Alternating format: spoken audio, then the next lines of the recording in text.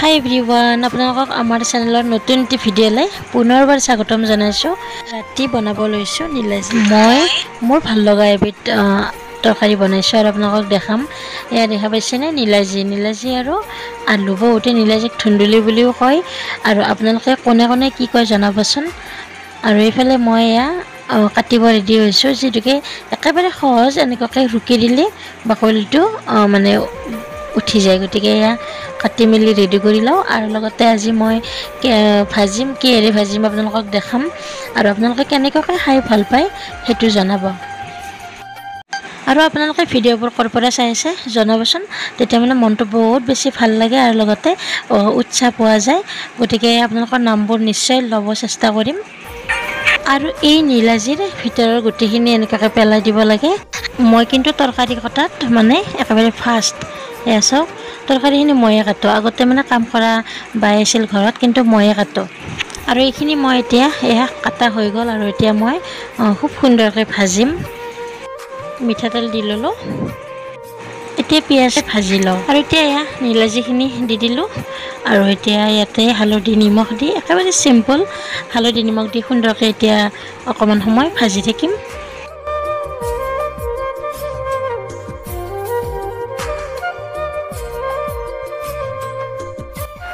খোজকাঢ়ি আহিলোঁ, আহি এতিয়া খানা বনাই আছোঁ। আৰু এইফালে কি আছে আপোনালোকক দেখা ৰ'ব, মানে এখেতৰ প্ৰিয় বস্তু ভয়ে লাগে। এয়া কঁঠালৰ গুটি,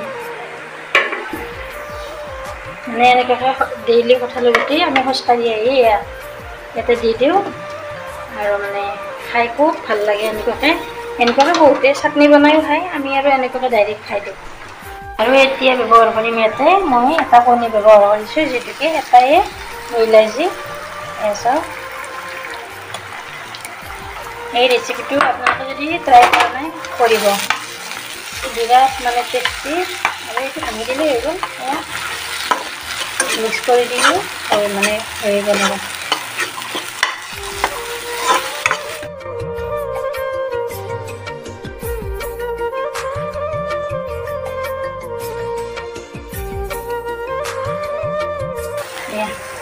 কণী নীলাজী ভাজি মোৰ হৈ গ'ল। এইফালে কেনেকৈ গৰম উঠিছে চাওকচোন, মানে খোজকাঢ়ি আহি ডাইৰেক্ট ভাতৰ তৰকাৰী বনাই থৈ খোজকাঢ়িব গৈছোঁ। আৰু এতিয়া এখন বনালোঁ, দালি বনাই থৈ গৈছোঁ, মাছ বনালোঁ, আৰু এয়া নীলাজী ভাজিলোঁ।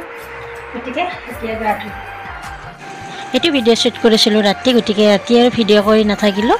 আৰু এয়া ৰাতিপুৱাৰ ভিডিঅ', আৰু এখেতে মাছ আনিছে, গতিকে মাছখিনি এয়া মই ফ্ৰিজত থৈছিলোঁ অকণমান, আৰু একেবাৰে বৰফ হৈ গ'ল। আৰু এয়া চিতল মাছ, আৰু চিতল মাছৰ ৰেচিপি এটা দিম বাৰু।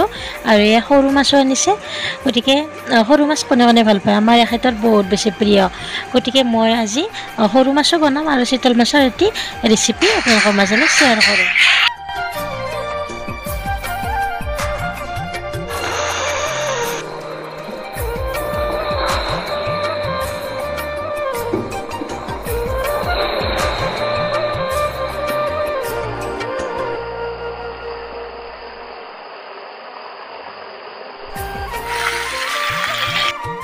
আৰু এটা পিঁয়াজ মই এয়া ৰুকনাখনত ৰুকি ল'ম।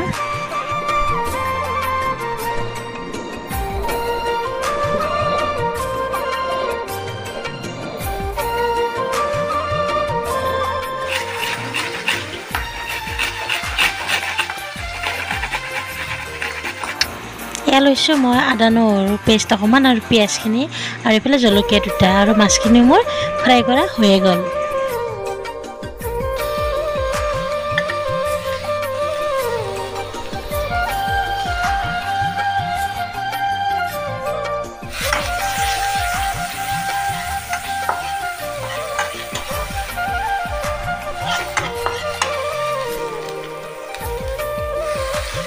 অকণমান জিৰাৰ গুড়ি ব্যৱহাৰ কৰিছোঁ।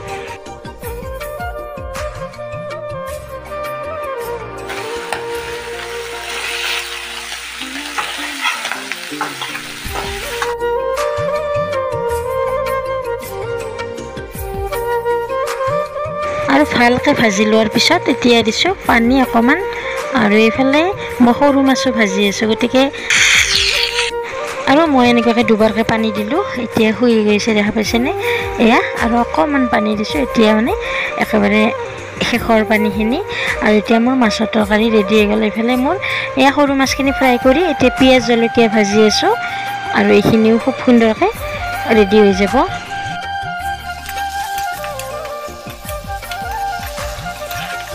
আৰু মোৰ এয়া টেষ্টি চিতল মাছৰ গ্ৰেভি ৰেডি হৈ গ'ল এয়া চাওক আৰু কালাৰটো ইমান ধুনীয়া হৈছে দেখিছেনে তাতে আৰু চিতল মাছ হয়নে আৰু খাবলৈ বহুত বেছি সোৱাদ হৈছিল আৰু লগতে ভিডিঅ'টি চাই কেনেকুৱা পালে আৰু মোৰ ৰেচিপিটো চাই যদি ভাল পালে প্লিজ লাইক কমেণ্ট শ্বেয়াৰ কৰি দিব আৰু মোৰ চেনেলটো প্লিজ ছাবস্ক্ৰাইব কৰি থ'ব আকৌ এটি সুন্দৰ ভিডিঅ'ত লগ পোৱাৰ আশাৰে তেতিয়াহ'লে সকলোৱে ভালে কুশল থাকক আৰু মোৰ কাৰণে দোৱা প্ৰাৰ্থনা কৰিব বাই বাই